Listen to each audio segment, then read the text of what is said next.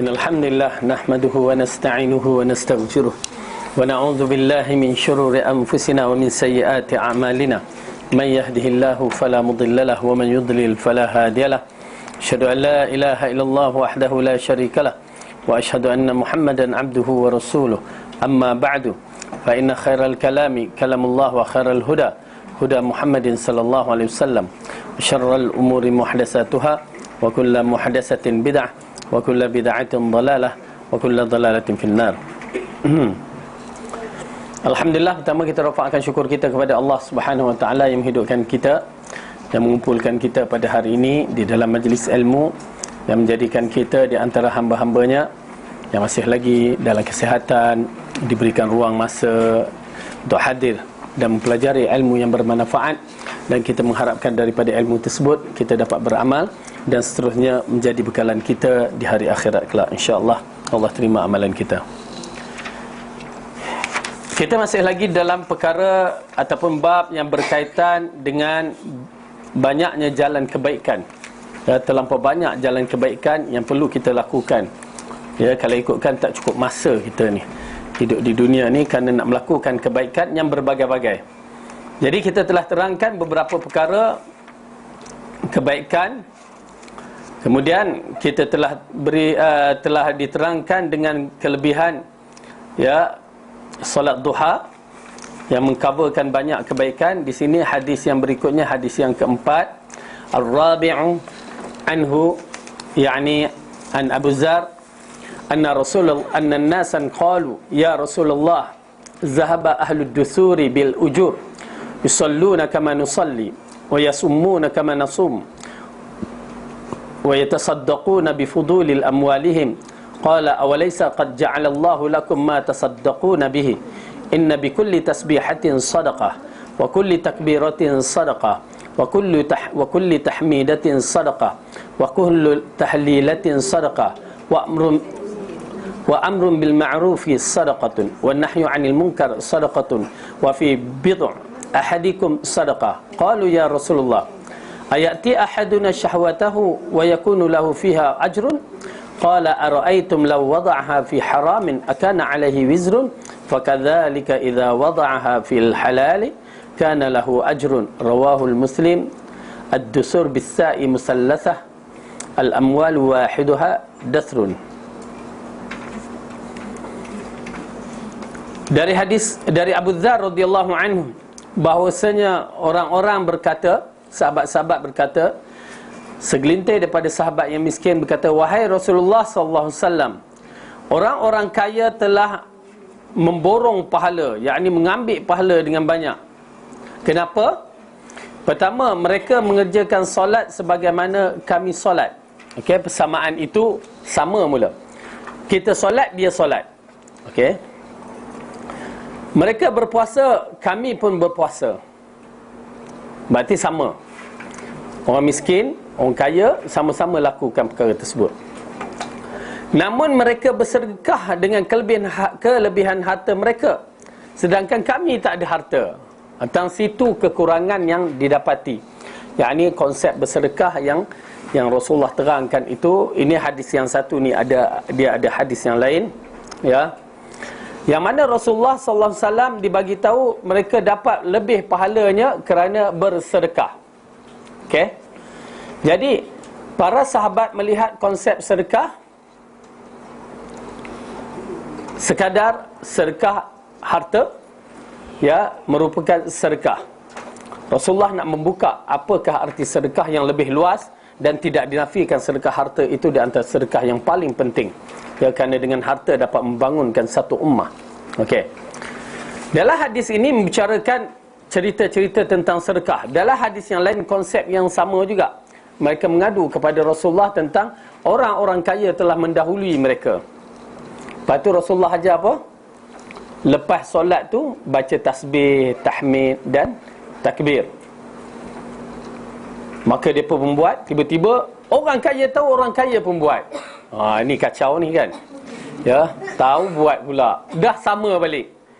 Lalu Rasulullah akhirnya mereka mengadu, mereka buat apa yang kamu ajar pada kami, mereka buat juga ya Rasulullah. Sekarang mereka challenge balik. Apa Rasulullah kata? itulah kelebihan yang Allah bagi kepada mereka. Okey, dengan arti kata lain, kedudukan kita, pangkat tinggi apa semua tu adalah kelebihan yang Allah bagi, nak menambahkan pahala-pahala kita. Ya, okey.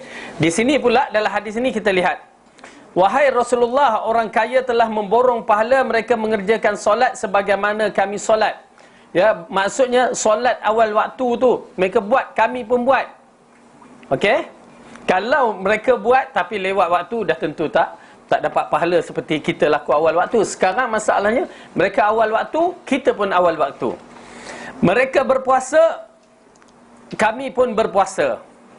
Namun mereka bersedekah dengan kelebihan harta mereka, kami tak boleh sedekah. Okey. Lalu Rasulullah bagikan jalan yang lain. Nabi pun bersabda, bukankah Tuhanmu telah menjadikan suatu bagi kalian untuk sedekah?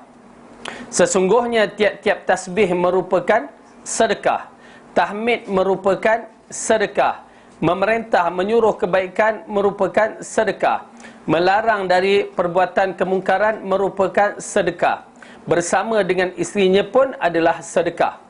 Okey, tengok kita lihat bagaimana Rasulullah mengatakan, Rasulullah membuka, ya, satu perkara yang besar. Okey, kita mulakan balik. Tengok, bukankah Tuhan kamu telah memberi kalian sedekah? Sesungguhnya tiap-tiap tasbih merupakan sedekah. Kita ikut matan dia. Saya lihat ada masalah sedikit matan dia ni dengan terjemahan dia. Dah, siapa yang ada buku bersama saya ni, cuba tengok ya matan dia. Sesungguhnya tiap-tiap tasbih merupakan sedekah. Inna bikulli tasbihatin sadaqah wa kulli takbiratin sadaqah. Hilang tu. Pada tiap-tiap takbir sadaqah. Bagi yang ni ada kot susunan dia betul, takbir, lepas tasbih takbir. Okey. Okey, yang ni tak ada. Yang mana kitab macam ni dia hilang kalimah takbir, betul kan? Sebelum tahmid tu. Sebelum tahmid. Selepas tasbih merupakan sedekah, tulis pada tiap takbir merupakan sedekah.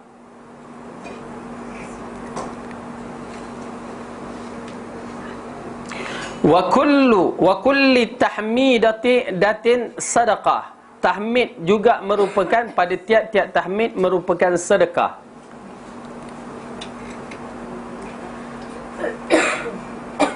Hilang satu lagi, wa kulli tahlilatin sadaqah. Tiap-tiap ucapan la ilaha illallah itu adalah sedekah. Jangan ditafsirkan dengan cara tak betul ya. Dengar ni tahlil ni, tahlilat. Dia mula buat tahlil dia.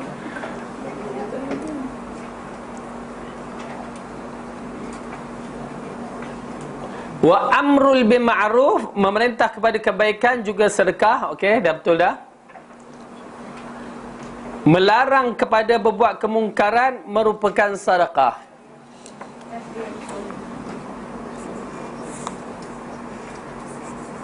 Okey.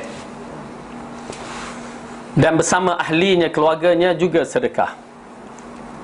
Lihat Rasulullah membukakan luas perkara-perkara sedekah itu kepada kita, supaya kita memahami apa yang perlu kita buat, kerana banyak sedekah yang kita lakukan. Okey. Tapi ingat, sedekah yang dimaksudkan ini bertaraf-taraf kategorinya. Okey. Kerana apa? Sedekah harta lain hukumnya, pahalanya. Sedekah yang berbentuk macam ni lain pahalanya, dia tak sama. Kerana yang disebutkan kelebihan sedekah harta tu, fadilatnya terlalu banyak. Okey, cuma Rasulullah nak bagikan jalan penyelesaian bagi mereka yang tak ada harta. Okey, bagi mereka yang ada harta, ya ambil yang ni dan juga ambil penunaian bersedekah dengan harta. Jangan nanti kita jumpa dalam hadis tu, senyum pun sedekah. Ya, kita pun duduk kat tabung masjid senyum aja kan, sedekah kan. Ya, masuk. Okey. Baik. Lalu sahabat bertanya, apakah salah seorang di antara kami mendapat pahala sedangkan ia mengikuti syahwatnya? Maksudnya bila seorang itu bersama dengan keluarganya, ya, untuk berhubung dengan keluarganya, apakah ianya ada pahala juga? sedangkan ia mengeluarkan syahwatnya. Rasulullah SAW bersabda, bukankah seseorang yang menyalurkan syahwatnya pada yang haram itu berdosa? Rasulullah balik tanya, ya. Sahabat tahu semua berdosa. Maka demikian pula apabila menempatkan syahwat itu pada yang halal, ia akan mendapat pahala. Subhanallah. Tuan-tuan dan puan-puan, Allah buka begitu besar sekali jalan-jalan pahala. Dengan arti kata lain, ya, seorang itu melayan suami ataupun isterinya dengan baik, mendapat pahala yang besar. Okey. Jadi ini dia konsep sedekah yang Rasulullah SAW gambarkan kepada kita dari berbagai-bagai cara dan berbagai-bagai bentuk. Kadang-kadang sedekah itu datang melalui ucapan seperti tasbih, tahmid, takbir dan tahlil. Dan perkataan yang baik kadang-kadang lebih baik daripada sedekah. Betul tak? Ya? Betul tak? Macam mana? Perkataan yang baik itu lebih baik daripada sedekah. Dia kena sambung. Jangan kata sedekah aja yang menyakitkan hati orang. Kalau berkata hak sedekah je belum kena lagi, tapi menyakitkan hati orang. Berdalilkan Al-Quran dalam surah Al-Baqarah ayat yang ke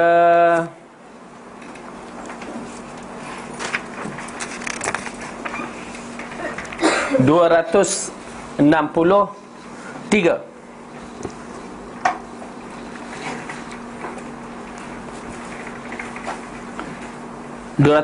Allah berfirman, A'udzu billahi minasyaitonir rajim. Jumpa? Kartun dah. Oh, baru nak buka. Alat canggih tu. Nak kena buka. Tengok bateri pula habis. Qaulun ma'rufun wa maghfiratun khairun min sadaqatin yatba'uha adha wallahu ghaniyyun halim. Perkataan yang baik dan pemberian maaf lebih baik dari sedekah yang diiringi dengan sesuatu yang menyakitkan perasaan si penerima. Allah Maha Kaya lagi Maha Lembut, ya. Dalam ayat ni jelas kepada kita perkataan yang baik itu lebih baik daripada kita sedekah walau banyak mana sekalipun, tapi sakit hati penerima. Ya, bagi nak ambil ni, masya-Allah, ya. Tak kenang budi. Amboi belakang tu tak kenang budi, ya. Bagi tu cara tu tak kena. Nah, ambil campak aja. Ya, jangan. Sedekah tu terbatal. Ya, walaupun kita bagi, kenapa dia menyakiti. Oleh kerana itu, sehinggakan Rasulullah mengisyaratkan walaupun perkataan itu yang penting, walaupun perkataan baik dikategorikan sedekah. Ya, tasbih sedekah, takbir sedekah, tahmid sedekah, tahlil sedekah, menyuruh kebaikan sedekah, mencegah kemungkaran sedekah. Ya, masya-Allah, kita suruh buat baik je. Ya, forwardkan amalan soleh. Ya, dapatkan pahala secara simple. Itu pasal kadang-kadang teknologi yang Allah bagi ni, ya ibu-ibu, tuan-tuan dan perempuan, sebenarnya nak bagi pahala kita lagi banyak, lagi canggih. Ya, nak tanya khabar sedekah ke? Tanya khabar kawan. Sedekah. Nah, tanya apa khabar, dah dapat pahala. Ya, khabar baik. Tiba-tiba kawan tak jawab. Dah, kawan tu malah boring aku kan. Ya, tak apa, kita dapat pahala. Dia tak jawab itu lain cerita, tapi kita dapat pahala. Tanya. Tetapi okey, bila dapat satu perkara yang baik, kita forward pada kawan, sedekah tak? Memang teknologi yang canggih ni Allah bagi kita nak sebarkan amalan-amalan soleh ni cepat. Dan amalan-amalan tak soleh pun cepat. Ya, nak mengumpat pun cepat dalam ni. Oleh kerana tu gunakan kesempatan yang apa yang ada pada kita, semua kebaikan, ya, gunakan untuk pahala-pahala yang besar macam ni. Besar pahala ni. Okey. Kemudian mencegah kemungkaran adalah sedekah. Dan bila kamu bersama keluarga kamu bersenda gurau dengan kaum keluarga kamu, itu pun dikategorikan sedekah. Dengan arti kata menghiburkan hati pasangan masing-masing merupakan sedekah. Ya. Pemahaman yang berbalik, bagaimana kalau menyakiti, ya, pasangan masing-masing. Sedekah ke dosa? Slow je jawab. Ya, berdosa. Ya, oleh kerana tu saya nasihat, jangan perli-perli ataupun jangan cuba elakkan ya suasana dalam pasangan tu, suami isteri tu clash, tegang ya. Seorang naik, seorang turunkan, seorang yalah kena faham ya. Kerana penting pahala, kita nak meraihkan pahala, kena bersabar banyak-banyak dalam bab ini ya. Jadi Rasulullah memberikan garis panduan kepada kita, kalaulah perkara itu dilakukan kepada sesuatu yang haram, maka hukumnya berdosa. Jadi perkara yang kita lakukan baik, maka hukumnya pahala. Get. Jadi dalam penjelasan ini adalah hadis Rasulullah menjelaskan kepada kita seluruh kaum muslim bahawa sesungguhnya sangat banyak yang bisa disedekahkan oleh kaum muslimin, dan ternyata itu merupakan sesuatu yang mudah dan sederhana. Setiap muslim pasti bisa melakukan jika ingin kebaikan bagi dirinya sendiri. Apabila seorang tidak bisa bersedekah dengan harta kerana fakir, maka ada sedekah dengan melakukan amalan-amalan soleh, dengan bertasbih, bertahmid, bertakbir, memerintah pada kebaikan dan sebagainya. Itu dia.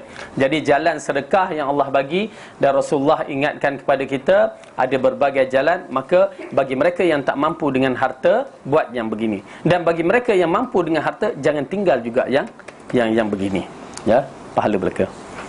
Kemudian hadis yang kelima, hadis al-khamisu anhu, yakni an Abi Dzarr qala li Nabi sallallahu alaihi wasallam, la tahqiranna minal ma'rufi syai'a walau an talqa akhaka biwajhin taliqin, rawahu Muslim. Dari Abu Dzarr berkata, Nabi bersabda, jangan sekali-kali engkau meremehkan suatu kebaikan sedikit pun. Subhanallah, satu peringatan daripada Rasulullah. Jangan remeh kebaikan sedikit pun, dan juga jangan remeh kejahatan sedikit pun. Penting tu.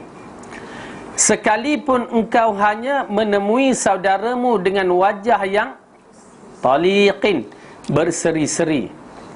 Oleh kerana tu dalam bab ini, tuan-tuan dan puan-puan, hukum kita menceriakan orang terlalu besar pahalanya.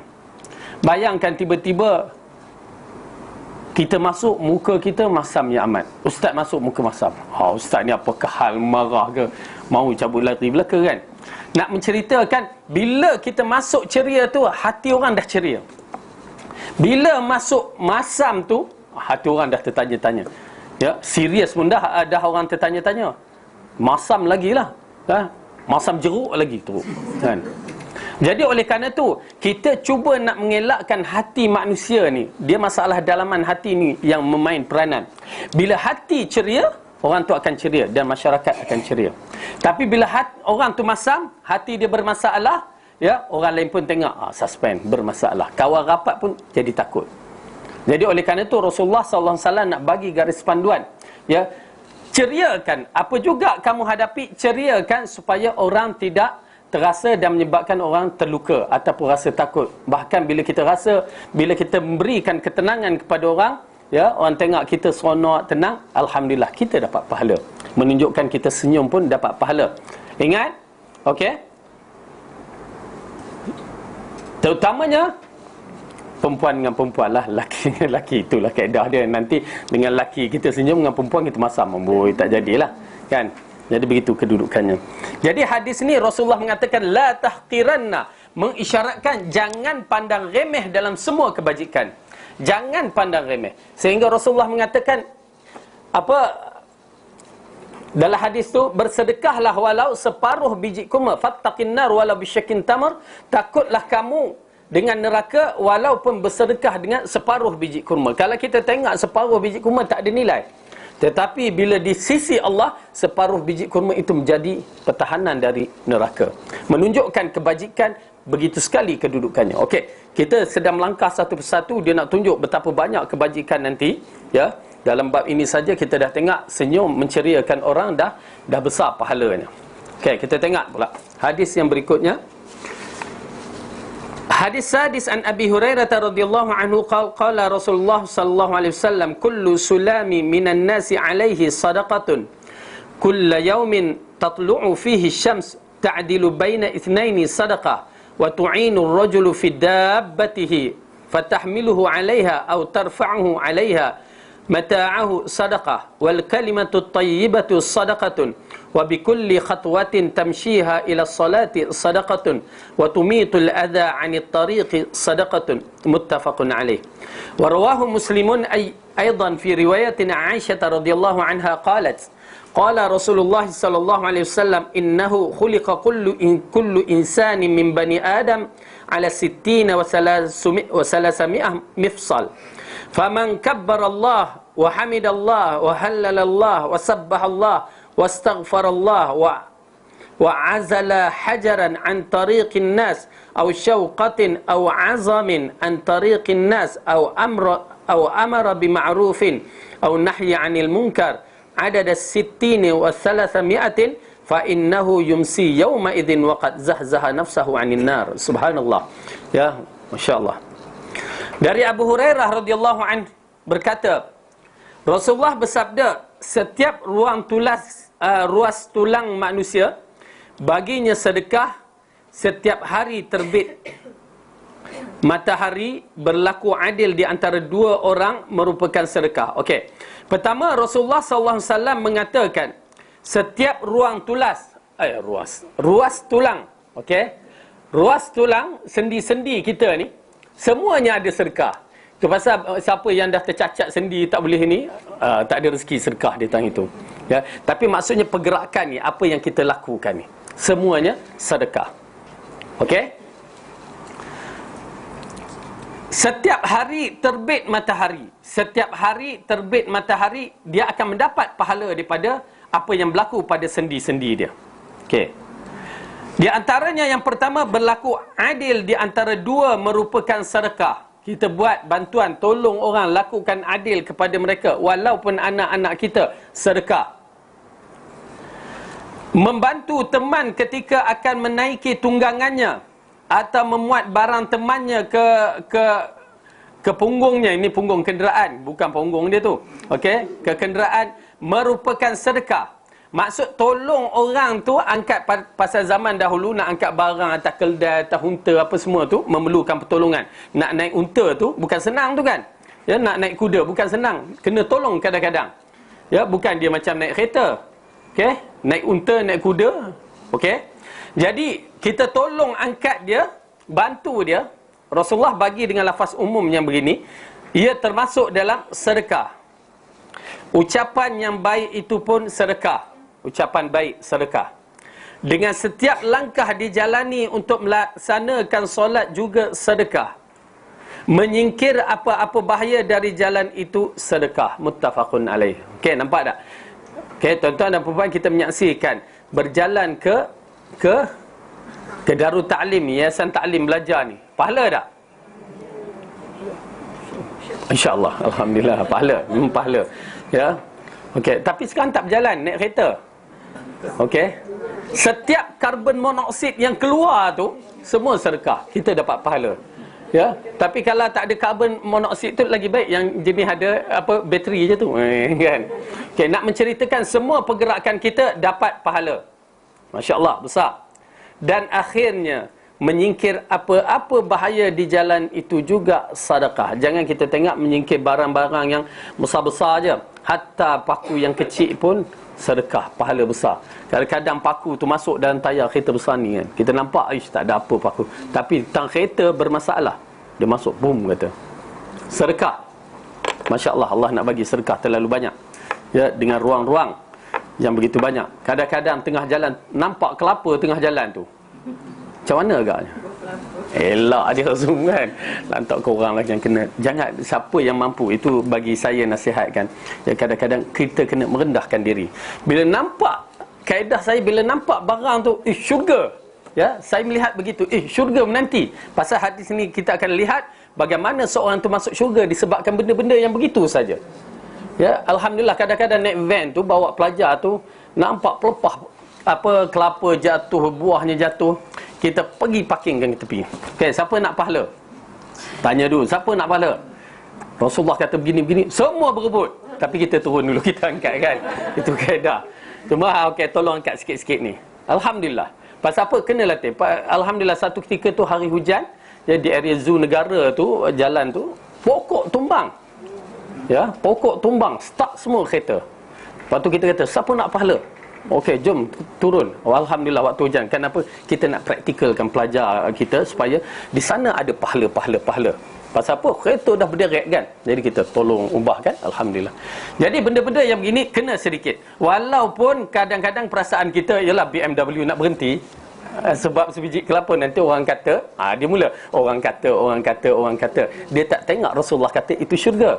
Ya, orang kata, ambil buah kelapa ke? Kan? Dia ke situ. Okey, apa salahnya? Turun, tolak. Pum, kata buah durian jatuh kat kereta kita. Itu lagi panas tu kan.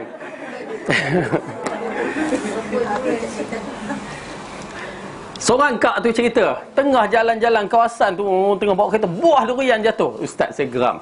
Ya, saya geram, saya belah terus makan. Apa hukumnya? Wallahualam, saya pun tak tahu kesudahannya macam mana.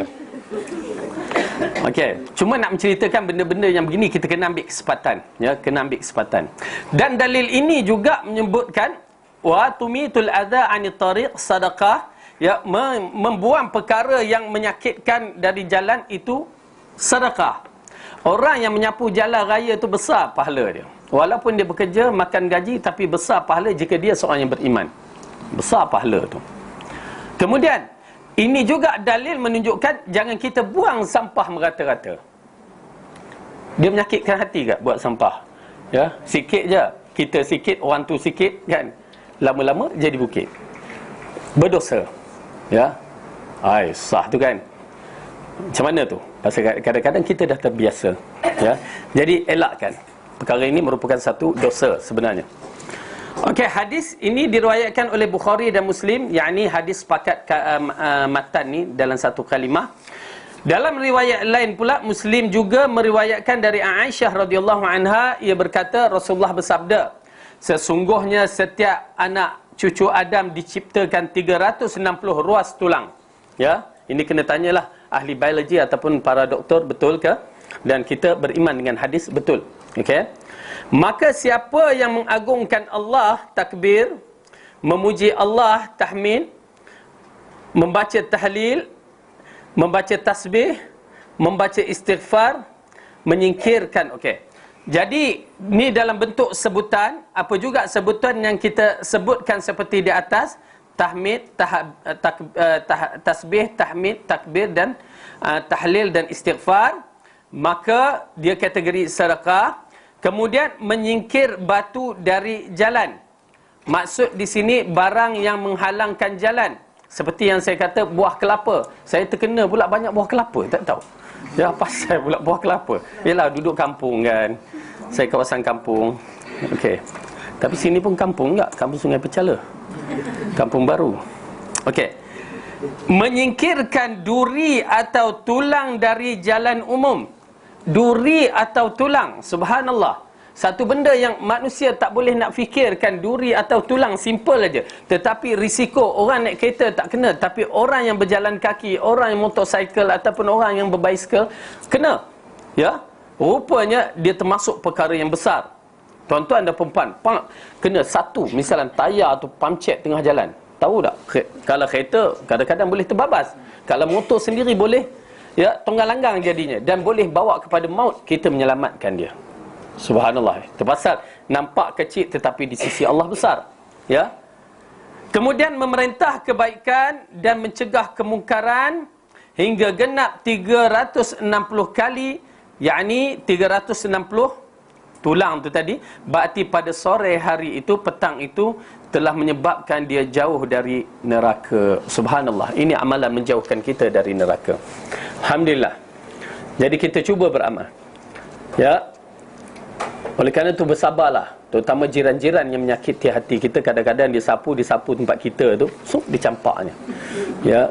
Betul tak? Saya pasal orang mengadu begitu. Kadang-kadang jiran yang kafir tu, kadang anjing dia kan menyakiti hati kita. Dan kita pula lupa kita menyakiti hati kita dengan pokok empelam yang kita bagikan daun saja pada dia. Jadi kena tengok terhadap jiran-jiran ataupun apa-apa yang berlaku, ya, cuba ambilkan pahala dari sudut yang begini. Kenapa? Nilaian hadis yang terakhir tu dikatakan telah menyebabkan dia itu menjauhkan dirinya dari neraka. Bukan senang. Kita tak tahu lagi kita ni dapat selamat dari neraka ke tidak. Tapi bila kita beramal dengan sifat-sifat yang begini, insya-Allah sifat-sifat yang boleh menyelamatkan kita dari neraka.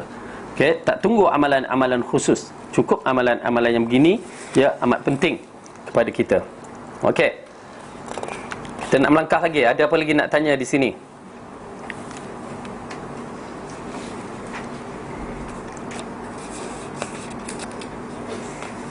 Okey. Jadi ini amalan semua, ya, yang saya bacakan tadi, terutamanya bermula daripada menyingkirkan batu dari jalan, menyingkirkan duri dan tulang dari jalan umum, memerintah kebaikan dan mencegah kemungkaran. Ini semua amalan berkaitan dengan orang ramai. Ya, itu pasal pahalanya terlalu besar. Okey. Dan ada amalan-amalan khusus yang membolehkan kita pahala yang besar. Hadis yang berikutnya, as-sabi' anhu 'anin nabi sallallahu alaihi wasallam qala man ghada ila masjidi aw raha, man ghada ila masjidi, bukan masjidah situ, masjidi, aw raha a'adda Allahu lahu fil jannati nuzulan kullama ghada aw raha. An-nuzul al-qut wal-rizqa wa ma yuhayyi'u lidhaifi.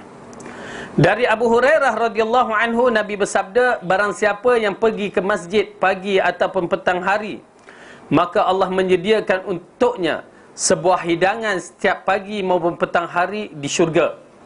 Ya, ini terutamanya kaum lelaki. Bagi kaum perempuan, dia tetap akan dapat hidangan, ya, kerana dia ada pilihan nak pergi ke tidak masjid. Ini kelebihan orang yang pergi ke masjid. Ya, siapa yang keluar pergi ke masjid kerana Allah, ya, pagi dan petang, yakni subuh dan maghrib itu, maka Allah menyediakan baginya sebuah hidangan di syurga. Ini menunjukkan masjid itu adalah satu tempat yang perlu diimarahkan, digembirakan, ya, dengan kerana ia adalah tempat yang paling disukai oleh Allah. Kan Rasulullah mengatakan tempat yang paling disukai oleh Allah syurga, masjid. Tempat yang dibenci oleh Allah, pasar. Okey, jangan letakkan pasar tu pasar borong, ya, ikan apa, ya, pasar. Contoh pasar apa dia? Ya, shopping komplek, baru sedap sikit bunyi dia, baru nampak. Kalau tak, kita nampak pasar borong kan. Kita tak pernah pergi pun. Okey, ingat, tempat ini dua tempat yang berbeza. Tetapi kita galakkan anak kita ke shopping komplek tanpa menggalakkan anak kita ke masjid. Itu pasal anak kita mesra shopping komplek tanpa mesra masjid. Bawa dah ustaz ke masjid, AJK masjid yang bermasalah. Dia marah-marah je budak tu. Itu pun satu bab AJK masjid, kan. Saya pernah menyaksikan dia marah la ilaha illallah. Ialah budak-budak kan mungkin terbising sedikit. Dia marahnya la ilaha illallah, sampai saya terpaksa masuk campur. Dah, tinggalkan dia, pergi. Pakcik, abang, tinggalkan. Lepas tu kita motivate balik budak ni kan. Tak apa, kamu datang, tapi jagalah adabnya, bising-bising. Itu je lah. Dia marah. Itu pasal akhirnya budak tak datang ke masjid. Masjid jadi tempat orang tua. Orang tua pula setahun satu mati, setahun dua mati. Makin lama sah makin pendek. Sampai di tempat saya, surau pun roboh. Dah tak ada orang. Ya, ini masalahnya. Masalah di antara masalah AJK masjid. Saya tak nafikan. Kenapa dihalang budak-budak nak bermain di situ? Kenapa? Ya, dia pemain. Zaman Rasulullah kita menyaksikan masjid tempat orang bermain apa semua. Budak-budak bermain, bahkan dia letakkan, dikatakan dalam riwayat asar tu, dia letakkan setandan kurma tu. Ya. Kita beli selalu biji-biji ni, setandan tu, budak main-main, penat, okey, ambil makan, minum, main lagi. Waktu solat, okeylah, kita berdirilah solat. Dalam hadis wanita yang mendukung baby tu, kan, tengah solat, Rasulullah mendengar baby menangis. Ada Rasulullah kata, jangan bawa baby ke masjid. Seperti mana orang sekarang kata begitu. Orang perempuan tu solat, baby menangis, kamu ni ganggu jemaah. Jahat betul lah bila tak belajar. Dia ingat dia tu khusyuk sangat ikut sunnah Rasul. Rasulullah tak marah wanita yang bawa baby tu. Tak pernah kita tak menyaksikan Rasulullah tak. Bahkan Rasulullah rasa kesian pula. Lalu dia ringankan solat. Itu kaedah dia. Bukan duk maki-maki. Akhirnya anak-anak kita tak nak ke masjid. Ya, lepas tu kita gaduh pula anak tak ke masjid. Okey. Ini menunjukkan kepada kita masjid adalah satu tempat yang perlu diorganiskan dengan cara yang betul. Ya, dihidupkan dengan, diimarahkan dengan cara yang betul. Jangan masjid cantik tapi tak ada orang, lepas tu berebut nak jadi AJK, nak jadi pengerusi, lepas tu berbagai-bagai yang berlaku. Nauzubillah. Dan disebarkan tempat ahli bid'ah pula dalam masjid. Dan pasar pula, pasar pula. Dah tadi masjid ni pasar pula. Pasar ni kita katakan dah berbagai-bagai bentuk, shopping kompleks di antaranya, dan jangan lupa juga pasar malam di antaranya.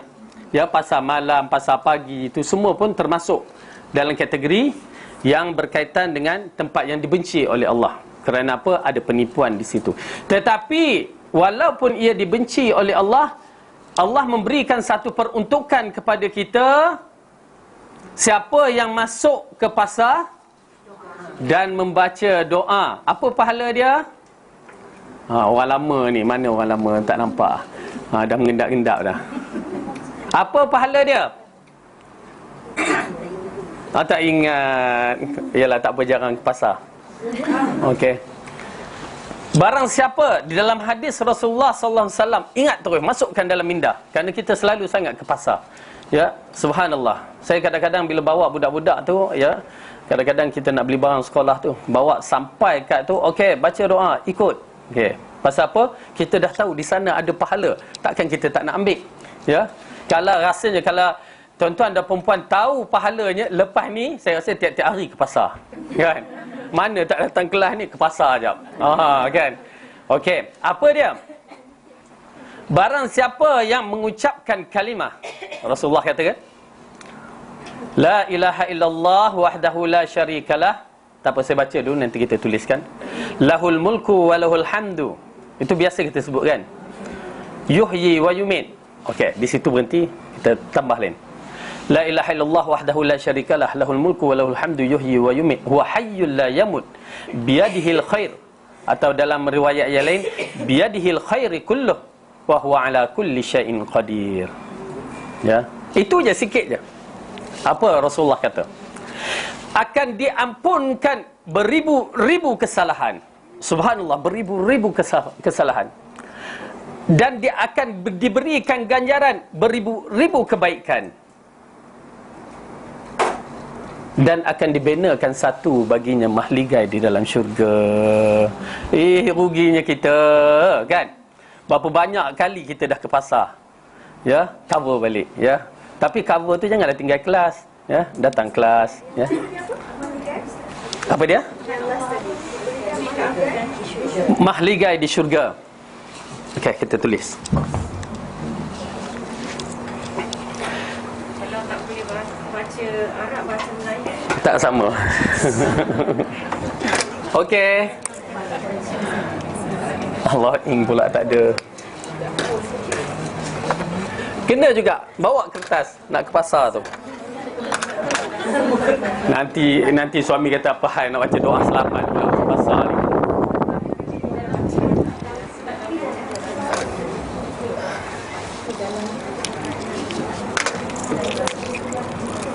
Okey. Ini yang biasa kita baca, la ilaha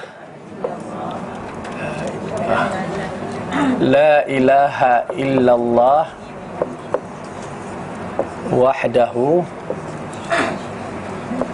la syari. Okey, tulisan tak cantik sikit ni.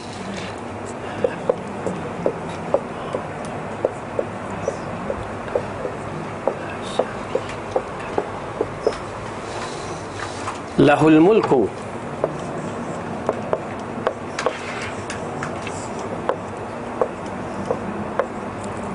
wa lahul hamdu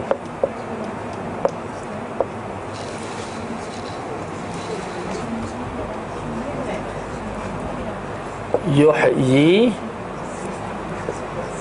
wa yumit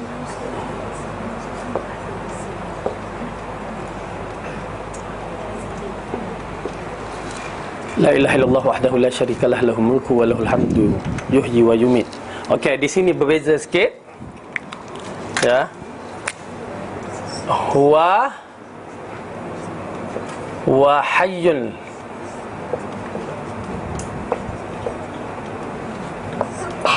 la yamut. Lahul mulku wa lahul hamdu huwa hayyun la yamut. La ilaha illallah wahdahu la syarikalah lahul mulku wa lahul hamdu yuhyi wa yumit huwa hayyun la yamut biyadihil khair.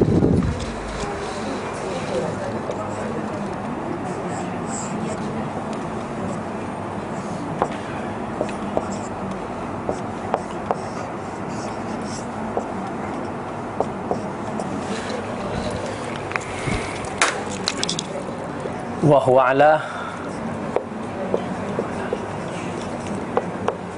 kulli syai'in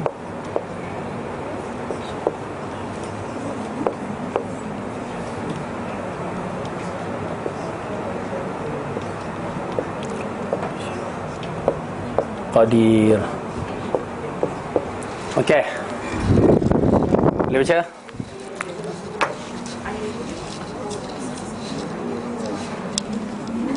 La ilaha illallah wahdahu la syarikalah lahul mulku wa lahul hamdu yuhyi wa yumit huwa hayyul la yamut biyadihil khair wa huwa ala kulli syai'in qadir. Tambah tu je yang merah tu, yang jarang tak pernah kita baca, betul tak? Yang lain tu kita dah baca dah. Yang merah tu first tu. Apa dia? Yang merah yang first tu. Okey.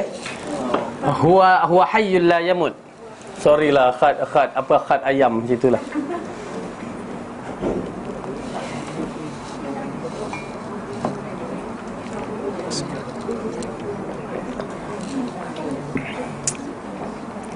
Kadang-kadang saya jumpa jemaah kita dah baca doa, kita ingat-ingatkan. Pasal kita cuba nak mendapatkan peluang yang terbaik, yang mana Rasulullah memberi jaminan beribu-ribu kebaikan kita akan dapat, beribu-ribu kesalahan kita akan terlepas, dan akhirnya Allah memberikan kita satu mahligai syurga. Ya, alhamdulillah. Kalau terlupa tu, terus ingatkan balik. Simple je, la ilaha illallah, ya. Huwa hayyul la yamut. Okey. Huwa hayyul la yamut biyadihil khair.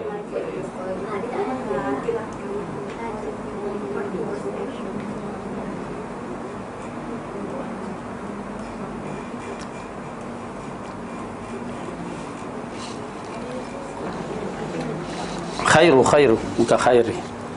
Biyadihil khair.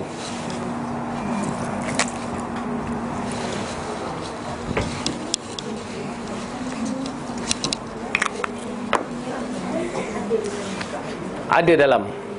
Nanti. Siapa yang lebih cepat tu, dia tangkap gambar. Zoom. Selesai. Lagi cepat, lagi siapa yang cepat menghafal tu, alhamdulillah. Wa hayyul la yamut biyadihil khair. Wa hayyul la yamut biyadihil khair. Ambil kaedah hafal surah Al-Mulk tu. Lekatlah.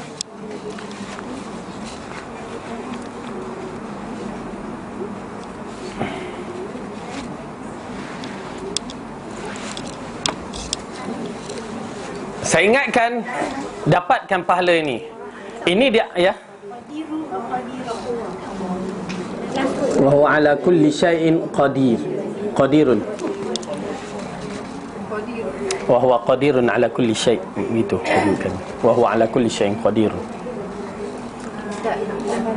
Kesalahan kita pergi masjid kan, kita bawa anak kecil, tapi anak kita extra boleh, kita boleh kontrol dia lah masjid. Jadi kita 4 tahun, dia kalau tersebut dia ada diam kan. Kita letak sebelah kita biasa kita, adakah dia kira sebagai putih sah? Sebab kadang-kadang ada orang belakang. Kita yang bagi awal tu, kita duduk di table, lepas undur lagi. Dia kalau dia bersama saf kita tak apa. Asalnya okey, saf yang kita gabungkan kaki dengan kaki tu, walaupun asalnya budak kecil memang di belakang, tetapi gabungan kaki dengan kaki itu yang menyatukan saf kita. Tetapi masalah masyarakat kita ni tidak bergabung antara kaki satu sama lain. Itu yang dikategorikan putus saf. Bila dia tak gabung kaki dengan kaki tu, yang Rasulullah ajar tu, itu dikategorikan putus saf. Dia tak sedar dengan adanya budak kecil itu terputus saf. Kita kata tak begitu. Tetapi walaupun betul budak-budak di belakang, ya, tapi kalau kita meletakkan dia menjaga saf dia, tak menjadi, insya-Allah tak jadi masalah. Ya. Orang tak tuan kaki sebab dalam kita dari segi keselamatan juga. Yalah, kita sebab kita tak tahu sadar dia anak tak ada ataupun kadang dia lagi jadi tak berkontrol. Dia main sama dia. Pasal kita melihat perlu direnung beberapa perkara lah, keadaan-keadaan yang begitu. Kalau budak tu berada di sisi kita boleh dikontrol, alhamdulillah. Satu, dan kedua pula masjid pun, walaupun masjid berbagai-bagai. Tu pasal kita melihat kadang-kadang ibu-ibu bila kita jadikan sutrah kita beg kan, tahu sutrah, satu benda yang menghalang di depan tu, beg. Kita pernah tengok klip video, sujud semua orang, ya, orang masuk datang ambil beg, cewa macam beg dia je ambil kan. Itu pun berbahaya dalam bab-bab, walaupun dalam masjid. Kakak tu cerita, ya, nampak budak perempuan tak boleh, tak layan lah, naik motor pun turun, ingat dia nak semayang, itu pun Allahu Akbar, masuk sujud tu dia terus ambil, angkut beg tu terus. Perempuan, ya.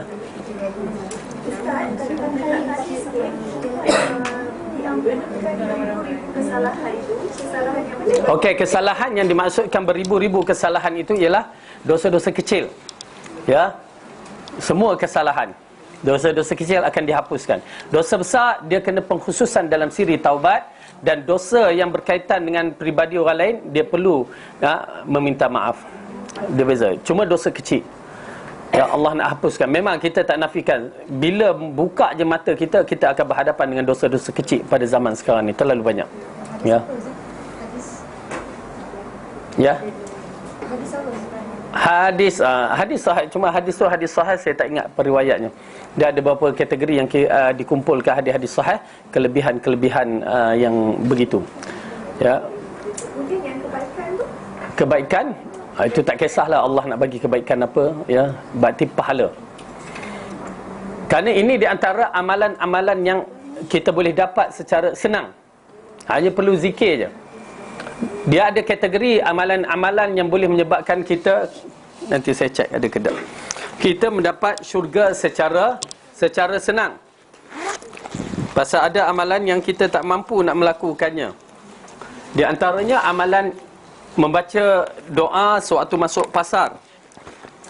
Dan kedua, amalan yang Rasulullah kata, siapa yang mendirikan solat fardu, lepas tu dia mendirikan solat sunat 12 rakaat, ya, mahligai di dalam syurga. Lepas tu yang ketiga, siapa yang tak ada pula dia ni, siapa yang membaca qul huwallah sebanyak 10 kali, ya, maka mendapat ganjaran satu mahligai di dalam syurga. Lalu Umar bertanya, kalau banyak? Rasulullah kata, kalau banyak lagi baik. Okey. Dan begitu juga, apa lagi, ya, siapa yang mendirikan masjid walaupun sebesar sarang burung, yang dikatakan macam kita Allah besar ban ayam je, okey, maka dapat satu mahligai di dalam syurga. Ya, ada 2-3 lagi. Okey. Ini menunjukkan, okey, amalan-amalan yang begini jangan lepaskan peluang, ya. Saya nasihat, ya, kalau saya ni muda, bawah muda lagi kan, dia muda kita beramal kan, apatah lagi, ya, kita ni cuba dapatkan amal. Saya nakkan kita semua dapat syurga. Tahu cita-cita saya dalam hati saya, kalau boleh kita sama-sama masuk syurga, ya, secara rombongan yang dijanjikan oleh Allah, ya.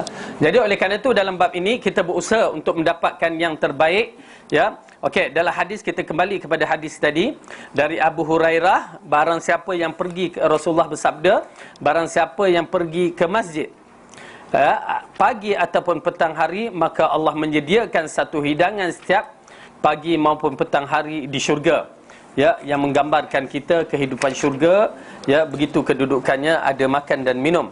An-nuzul adalah makanan, bahan makanan dan rezeki dan apa saja yang disediakan untuk tetamu. Penjelasan dalam hadis ini terdapat penetapan pahala yang besar bagi orang yang pergi ke masjid pada awal, siang dan pada akhirnya, dan menjelaskan keutamaan Allah pada hambanya, di mana Allah memberikan pahala yang sangat besar terhadap amalan yang dipandang sederhana. Orang tengok remeh aja, tapi sayang masjid ditinggalkan oleh anak-anak muda, ya. Oleh kerana itu kita hidupkan balik, terutamanya orang yang mengaji Quran dan Sunnah kena hidupkan balik suasana masjid ni. Ada apa-apa soalan? Dan kita doakan, saya doakan mudah-mudahan kita dapat beramal. Ya, cuba, ya tuan-tuan dan puan-puan, saya harapkan cuba, ya, amalan-amalan yang begini jangan kita baca dan kita tinggalkan. Ya, kalau boleh cepatkan hafalkan sedikit tu je. Hafal, terus cuba praktikalkan. Memang kali pertama pergi terlupa, teringat baca. Kali kedua mungkin terlupa lagi, cuba ingatkan, ya, setiap satu tempat tu ada bacaan dia. Dan akhirnya bila dah selalu tu, ya, kalau kita bawa anak-anak baca kuat-kuat, biar anak-anak tu dengar. Ini kita naik, kita baca seorang je kan. Saya kata baca kuat-kuat sampai satu ketiga, anak tu akan tegur kita. Mak dah baca, ayah dah baca, begitu. Ya, pasal saya merasa anak tu, dia dulu, baca nak sampai pasal, kita tak ada lagi, kan. Lalu kubur, baca, ya, Assalamualaikum ahla diyar, mereka yang mulakan. Jadi alhamdulillah. Cuma Lalu kubur ke masuk kubur? tak, kita nak praktikalkan budak-budak pasal kita nak bawa masuk kubur jarang kan. Tak pernah pun. Macam saya tiap-tiap hari lalu ikut kubur tu. Jadi kita kata okey, dah depan kubur ni, ya, lalu baca pasal nak praktikalkan mereka. Alhamdulillah. Yang 5 tahun, 4 tahun tu dah boleh baca walaupun pelat dia, kan? Boleh baca. Ya, wallahu alam. Okey, ada apa lagi? Doanya termasuk nak pergi pasar raya Ustaz. Ya, semua termasuk apa juga bentuk pasar, ya, kita baca. Dan bila kita baca tu ada perasaan, ya, ketakwaan tu, insya-Allah Allah akan bagikan ketenangan. Insya-Allah bila kita masuk pasar tu, itu yang jadi tak rambang mata. Kalau tak masuk pasar duk rambang. Baju raya tu mula suka yang ni. Tengok yang tu cantik, sudahnya. Kalau boleh orang penjual tu pun kita nak beli sekali. Ya, naam. Kita tahu tak mampu lelaki sembahyang di masjid, tapi bagi perempuan adalah kalau dalam rumah hikmah ada dalam bilik lagi lebih baik daripada di luar kan. So macam mana lah keadaan ni? Okey, pahala dia akan dapat. Perempuan dia pahala-pahala yang tertentu. Kalau begitu kedudukan hadis mengisyaratkan kepada kaum lelaki, perempuan akan mendapat juga ganjaran yang begitu. Kerana kedudukan perempuan sembahyang yang dalam bilik yang dikatakan itu lebih besar utamanya, ya, berbandingkan dengan yang luar, maka dia tetap dapat pahala yang terbaik yang hanya Allah yang mengetahui. Dia menyaingi lelaki. Ya, mungkin lelaki dapat ini, dia pun dapat. Cuma hadis nak mengkhususkan tu tak ada. Tapi hadis mengkhususkan wanita sembahyang dalam rumah tu ada, yang menunjukkan dia kedudukannya dan pahalanya tersendiri. Kalau Rasulullah bicara di Madinah, Masjid Nabawi 1000 kali pahala kan. Kata kepada perempuan sembahyang di dalam rumah tu afdal. Berarti afdal lah. Kedudukan mereka tu tinggi, dapat pahalanya. Wallahu a'lam. Kalau kita rela suami kita pergi masjid, kita dapat pahala. Tak ada hadis yang mengatakan jika redha suami pergi masjid tu dapat pahala. Dia kena redha kan. Ya, dia tak boleh tak redha suami pergi masjid. Dia kena redha. Ya, ini suami nak pergi masjid, abang janganlah tinggal saya. Allah, macam nak pergi jauh kan. Ada seorang tu suaminya nak pergi masjid tapi isteri dia agak kurang sikit lah kan. Setiap kali dia nak pergi azan, dia orang lantik jadi azan, dia nak pergi awal, isterinya kata, abang ni macam tu imam pula kan. Dia perlinya kawan tu, telefon ustaz, macam mana ustaz saya ni kan. Jangan jadikan isteri yang membantu. Di situ isteri yang menyokong, memang dia akan dapat pahala. Kalau dia melarang, memang dia akan berdosa. Okey, jadi kedudukan lelaki itu perempuan memberi sokongan kepada isteri suaminya untuk pergi. Tapi ada pula peristiwa, ustaz, saya redha suami saya pergi masjid, saya suka. Tiba-tiba dia berkenalan dengan seorang ahli AJK meeting bahagian muslimat. Sakit kepala ustaz. Pula dah. Saya kata itu janganlah salah bab tu pula. Itu salah lakinya yang tak ada ketahanan diri kan. Okey. Jadi saya rasa lelaki aula mestilah ke masjid. Wallahu a'lam bissawab. Ya, nak. Kan kalau orang tak bayar hutang kan kita tunggu ke Al-Qatar tu ataupun yang tak maafkan kan. Jadi at the same time kita pun ada juga pahala yang yang inilah yang menunggu di syurga. Jadi kita kena lalui hisap tu dulu baru kita dapat. Semua. Kecuali semua perkara ni akan kita hadapi. Ya. kecuali pada 70,000 yang akan ditapiskan untuk hisap. Yang 70,000 tu je yang selamat, dan seorang kita dah tahu, yang lain kita tak tahu. Dan mudah-mudahan Allah masukkan kita di kalangannya, amin ya rabbal alamin. Cuma kita mengatakan dia tetap akan dilalui, ya. Dan al-qantarah mengikut amalan ataupun orang-orang yang melakukannya. Kalau dia ada buat kesilapan dan tidak maafkan, maka kenalah. Okey, kalau orang silap kat kita, tak apa, kita boleh maafkan. Tetapi kalau kita silap kat orang tu, jadi sebaik-baiknya kita pergi kena minta maafkan. Wallahu a'lam bisawab. Yang baik itu datang daripada Allah. Salah dan silap dari kelemahan saya sendiri. Aku lu qauli hadza wa astaghfirullah li wa lakum. Assalamualaikum warahmatullahi wabarakatuh.